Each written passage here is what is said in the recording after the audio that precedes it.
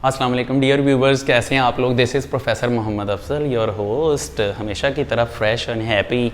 तो guys hopefully यार आप लोग भी फ़ाइन होंगे, आप लोगों के लिए भी अच्छी अच्छी दुआएं हैं, आपकी हेल्थ के लिए भी, आपकी स्टडीज़ के लिए भी। तो गाइज़ हम बेसिकली से पिछले लेक्चर में हम कंटिन्यू कर चुके हुए थे अल्केन्स के रिएक्शंस। तो गाइज़ अब अल्केन्स के रिएक्शंस में हमने जो ऑक्सीडेशन के बारे में पढ़ लिया हुआ है। अब कैटालिटिक ऑक्सीडेशन रहती थी वो हम पढ़ लेते हैं। आज की वीडियो में हम कैटालिटिक ऑक्सीडेशन एंड नाइट्रेशन की बात करेंगे और स्टे कनेक्टेड, क्योंकि इसके साथ सारे के सारे लेक्चर्स जो हैं तरतीब में आ रहे हैं। तो गाइज़ हम बात करते हैं कैटालिटिक ऑक्सीडेशन की, लेकिन सबसे पहले आपने सब्सक्राइब करना है, बेल आइकन प्रेस करना है, ऑल नोटिफिकेशंस पे क्लिक करना है, उसका लिंक अपने सारे कज़न शज़न हर चीज़ सब दोस्तों के अंदर, सहेलियों, फ्रेंड्स के अंदर सब में शेयर करना है। तो गाइज़ हम चलते हैं अपने टॉपिक की तरफ, जूम इन कर लें ज़रा। Catalytic oxidation, guys catalytic oxidation जाहिर है, इसके नाम से ही जाहिर है। तो गाइज़ इसमें बेसिकली बर्निंग शर्निंग का फिनोमेना कोई नहीं होता, जस्ट ऑक्सीडेशन होती है। तो जैसा कि हमारे स्टमक के अंदर जो है वो ऑक्सीडेशन होती है और फूड की डाइजेशन होती है। अच्छा गाइस, कैटालिटिक ऑक्सीडेशन है। सबसे पहले इसका जो फिर कैटालिस्ट है वो कौन सा होगा बता देता हूँ। ये देखें, कैटालिस्ट होता है कॉपर, मेटल होती है, प्योर मेटल फॉर्म में, पाउडर फॉर्म में यूज़ करें तो ज़्यादा अच्छा रिएक्शन देती है ये। 400 डिग्री सेंटीग्रेड टेम्परेचर होता है गाइस और 200 एटमॉस्फेरिक प्रेशर होता है। गाइस ये वाला जो कैटालिस्ट है ये एमसीक्यू में भी आता है। अच्छा, कैटालिटिक ऑक्सीडेशन की मैं आपको एक और बता दूँ इसकी खूबी कि गाइस ये एक सीरीज़ का रिएक्शन है। मतलब अल्केन्स जो होते हैं वो ऑक्सीडाइज होके, मैं यहाँ लिख देता हूँ, ये वाला जो पॉइंट मैं लिखने लगा हूँ ये पूरी ऑर्गेनिक में आपके काम आएगा और आपने पता नहीं कितनी दफ़ा पढ़ना है। अल्केन्स की आप करवाएं ऑक्सीडेशन, गाइस ये कन्वर्ट हो जाता है अल्कोहल्स में, फंक्शनल ग्रुप चेंज हो जाता है। अल्कोहल्स की ऑक्सीडेशन करवाएंगे गाइस, अल्कोहल्स कन्वर्ट हो जाती हैं एल्डिहाइड्स में या कीटोन्स में। तो एल्डिहाइड्स कब बनेगी, कीटोन्स कब बनेगी, ये आगे चल के पता चलेगा आपको। Stay connected with this channel. तो गाइस उसके बाद हम बात करते हैं एल्डिहाइड्स की ऑक्सीडेशन की। इसकी ऑक्सीडेशन करें तो गाइस ये कन्वर्ट हो जाता है कार्बोक्सिलिक एसिड्स में, कार्बोक्सिलिक एसिड्स। इसी तरह गाइस अगर रिवर्स में जाएं, रिडक्शन करवाएं इसकी, तो ये एल्डिहाइड बन जाएगा। एल्डिहाइड के आप रिडक्शन करवाएंगे तो वो अल्कोहल बन जाएगा। अल्कोहल की जब हम रिडक्शन करवाएंगे तो अल्केन्स बन जाएंगे। लेकिन क्लास अगर हम ऑक्सीडेशन करवाते करवाते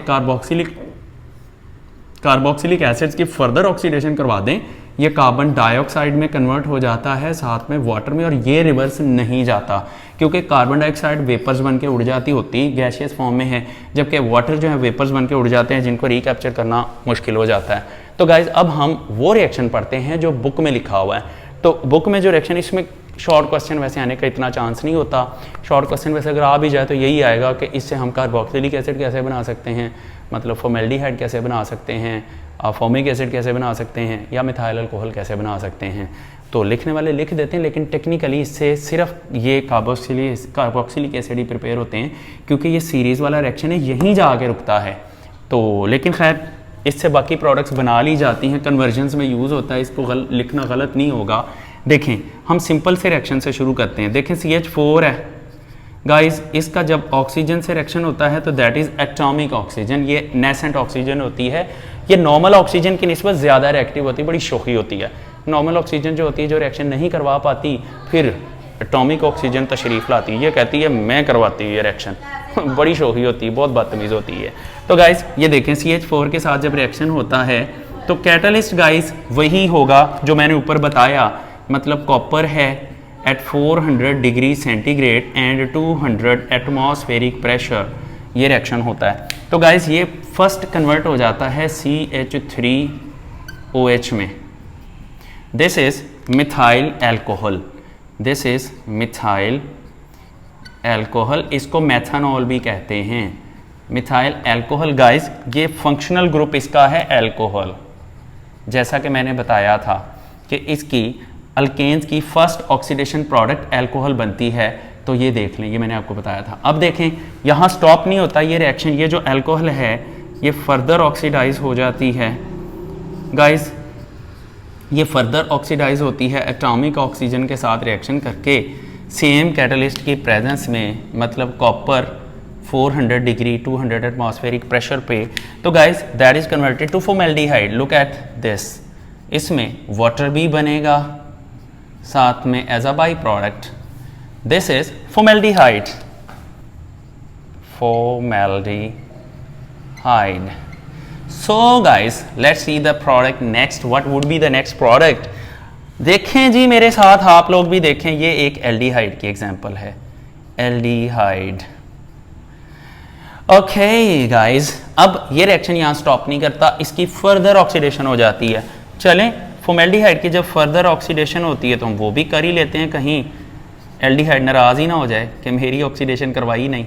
एटॉमिक ऑक्सीजन ये है, तो थोड़ा एरो में ट्विस्ट डाल दिया बिकॉज थोड़ा गलत बन गया था, मैंने कहा चले प्रोडक्ट नीचे ले जाते हैं।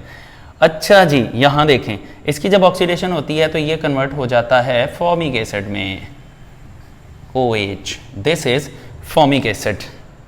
चलें जी, आप इतनी ज़िद करते हैं तो मैं इसका नाम भी लिख ही देता हूँ, फॉर्मिक एसिड। एंड गाइस, जो फॉर्मिक एसिड है ये बेसिकली कार्बोक्सिलिक एसिड है, फंक्शनल ग्रुप इसका कार्बोक्सिलिक एसिड। एंड फाइनली, अब आप ये देख रहे हैं कि मैं इनको बैलेंस नहीं कर रहा। गाइस, एक बड़ी ज़बरदस्त बात है कि ऑर्गेनिक केमिस्ट्री में आगे चल के बड़े लंबे लंबे रिएक्शंस आएंगे, ये बड़े बड़े रिएक्शंस आएंगे, तो आप उनको देख के वैसे ही घबरा जाएंगे, तो उनकी बैलेंसिंग का तो क्वेश्चन ही राइज नहीं होता, इतने इतने बड़े स्ट्रक्चर्स बनाने हैं। तो फिर ऑर्गेनिक केमिस्ट्री में रिएक्शंस लिखते हुए आपको बैलेंसिंग करने से छूट दे दी गई है ना? मज़े की बात, कितनी बड़ी ऑफर। बिल्कुल, आपको जो ऑर्गेनिक केमिस्ट्री के रिएक्शंस हैं उनको बैलेंस करने से फ्री कर दिया गया है। कितनी मज़े की बात है। तो गाइस, यहाँ पर देखें, अब यहाँ पर ये जो फॉर्मिक एसिड है इसकी फर्दर ऑक्सीडेशन करवाएं, इसको थोड़ा फोकस कर लीजिएगा, HC double bond OH। Guys, इसको सेम कंडीशन पे जब हम ऑक्सीडेशन करवाते हैं इसकी, तो मैं लिख देता हूँ, कॉपर है, 400 डिग्री सेंटीग्रेड टेम्परेचर है एंड 200 एटमॉस्फेरिक प्रेशर है, तो गाइस ये कन्वर्ट हो जाता है कार्बन डाइऑक्साइड में एंड पानी, आई मीन टू से वाटर। ओके क्लास, यहाँ पर ऑक्सीडेशन का प्रोसेस जो होता है वो ख़त्म हो जाता है। अब आगे छोटी सी एक बात है, उसको हम डिस्कस कर लेते हैं।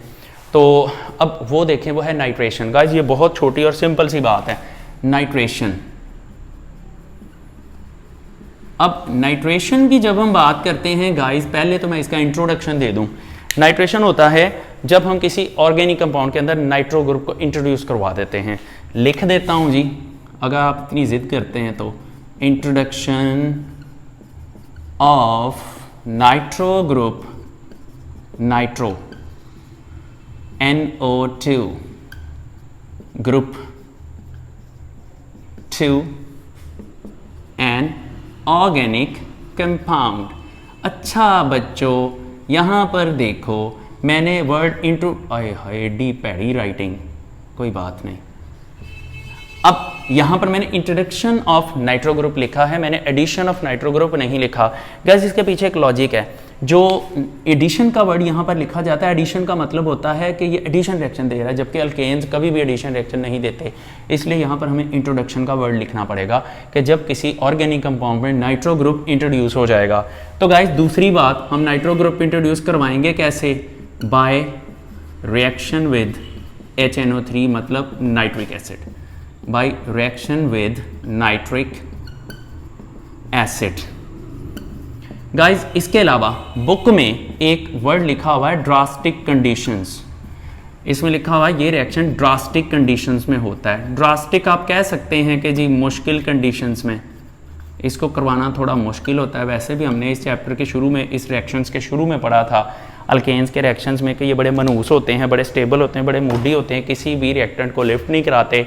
तो इनफैक्ट ये ड्रास्टिक कंडीशंस में रिएक्शन देते हैं, मतलब कम से कम 400 से 500 डिग्री सेंटीग्रेड के दरमियान में ये रिएक्शन करते हैं। अब इसका रिएक्शन भी देख लें, this is quite simple. CH4 है गाइस।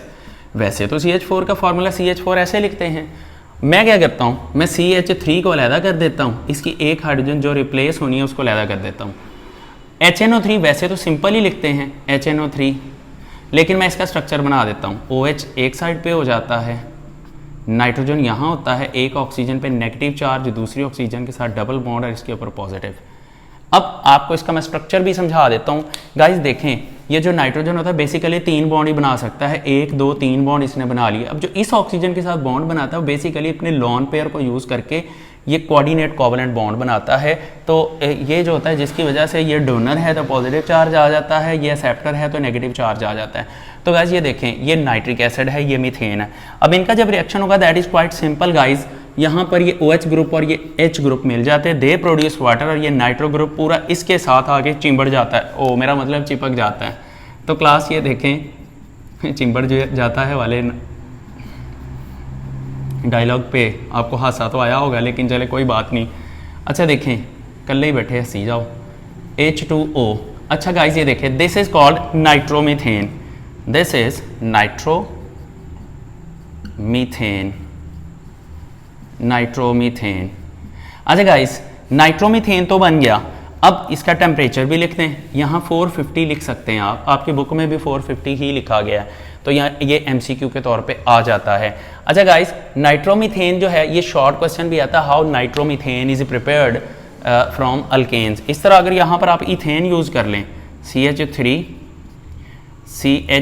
होगा, लेकिन CH2 और हाइड्रोजन को मैं अलहदा कर देता हूँ क्योंकि इसने रिप्लेस होना है। HNO3 को मैं ऐसे लिख सकता हूँ HONO2, ये बेसिकली NO2 ही बनता है ना। तो गाइस 450 डिग्री पे ये रिएक्शन होगा, लो जी 450 पे ये रिएक्शन होता है, मतलब 450 पे, और यहाँ पर ये कह सकते हैं 420 लोग 450 पे रिएक्शन करवाते हैं। अच्छा ये देखें, ये जो है नाइट्रो ग्रुप इसके साथ अटैच हो जाएगा, CH2NO2 बन जाता है, साथ में water, and guys this is nitro ethane. और ये भी एज अ शॉर्ट क्वेश्चन आ सकता है कि जी नाइट्रो इथेन कैसे प्रिपेयर किया जाता है अल्केन से। एंड गाइस वैसे तो यहाँ बात क्लोज हो जाती है, आपकी बुक में इतना लिखा हुआ एक छोटा सा पॉइंट है, वो मैं वैसे ओरली बता देता हूँ, थोड़ा जूम आउट कर लें, इसको मैं वैसे ओरली बता देता हूँ। हमने कहा कि नाइट्रोमीथेन बनता है मीथेन के रिएक्शन से, नाइट्रोइथेन बनता है इथेन के रिएक्शन से।